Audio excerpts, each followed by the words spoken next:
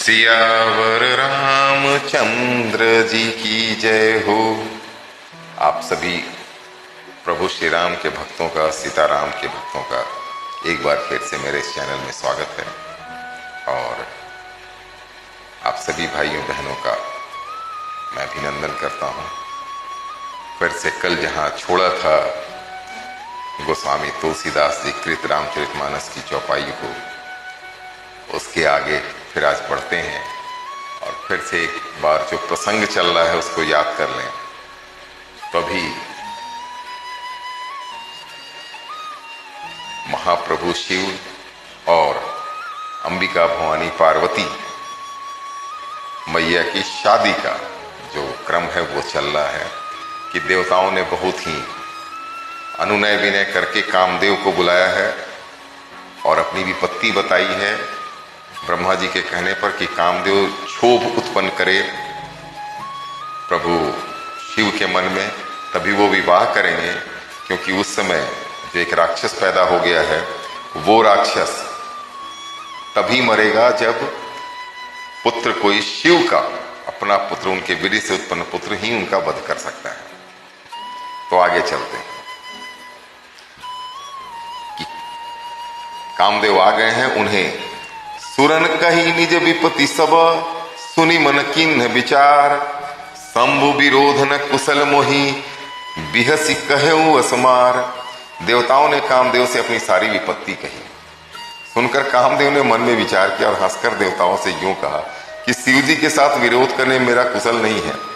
तदपि करबु मैं काज तुम्हारा, श्रुति कह परम धर्म उपकारा, परहित लागी तजई जो देही, संतत संत प्रशंसहि तेहि।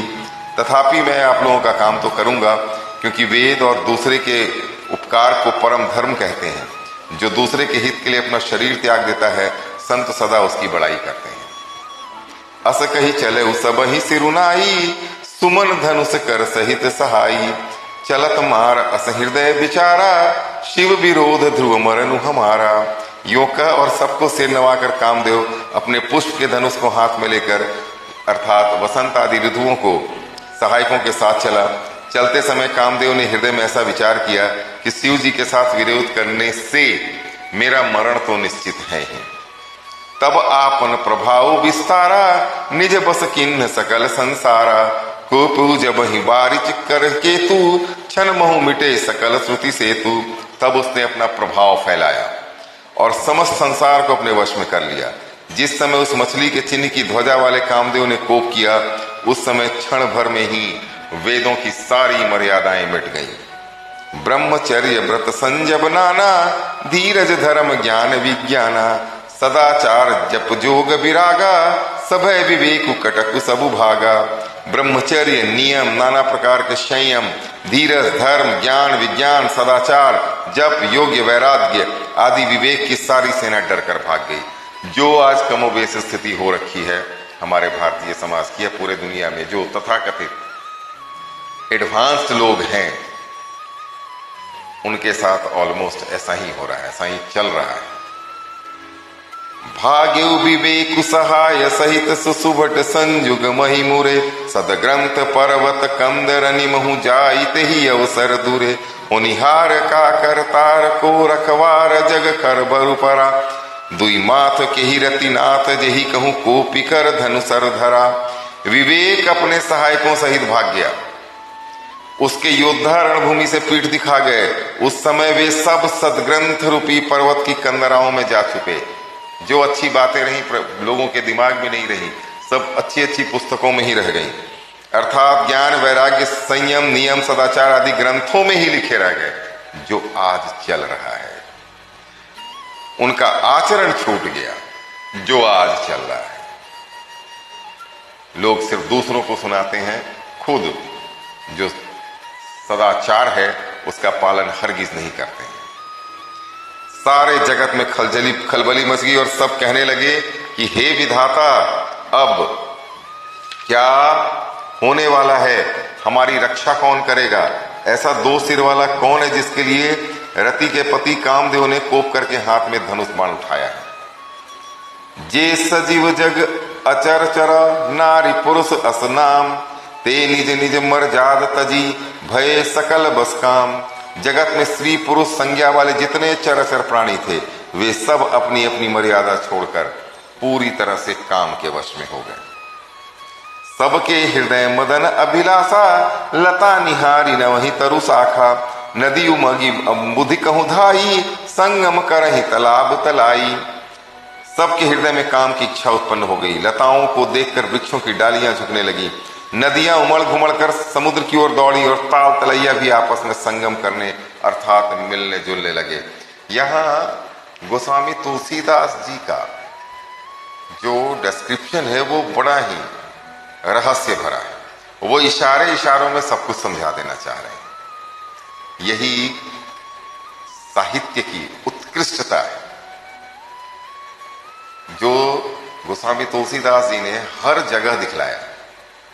कहीं भी उन्होंने गंदी भाषा का या उस तरह का प्रयोग नहीं किया है जो आजकल के लेखक निर्देशक खुलेआम करते हैं। जहां असी दशा दड़न कैबरनी को कही सकई सचेतन करनी। पशु पक्षी नभ जल थलचारी भय काम बस समय बिसारी। अब जरा सोचिए कि जब मैं जड़ अर्थात वृक्ष नदी आदि की यह दशा कह रहा हूं तब चैतन्य जीवों की स्थिति कौन कह सकता है, करनी कौन कह सकता है। आकाश जल और पृथ्वी पर विचरने वाले सारे पशु पक्षी अपने संयोग का समय भुलाकर काम के वश हो गए। मदन अंध व्याकुल सब लोका निस्दिन नहीं अवलोक ही कोका। देव दनुज नर किन्नर ब्याला प्रेत पिशाच भूत बैताला। सब लोग कामांध होकर के काम के अंदर व्याकुल हो गए और बेसिकली चकवा चकवी भी रात दिन नहीं देखते। देव दैत्य मनुष्य किन्नर सर्प प्रेत पिशाच भूत बैताल इनके दशा न कहूं बखानी सदा काम के चेरे जानी। सिद्ध विरक्त महामुनि जोगी ते पि काम बस भये वियोगी। सारे लोग सारे बड़े मुनि महात्मा सब पूरी तरह से काम के बस हो गए। मनुष्य किन्नर देव इनकी तो दशा का वर्णन ही नहीं किया सकता है। एकदम घिनौना व्यवहार और आचार हो गया वेदों के अनुसार। भय काम बस जोगी से तापस पावर कोई को कहे। देख ही चराचर नारी में जे ब्रह्ममय देखत रहे। अबला बिलो कहीं पुरुषमय जग पुरुष सब अबलामयम।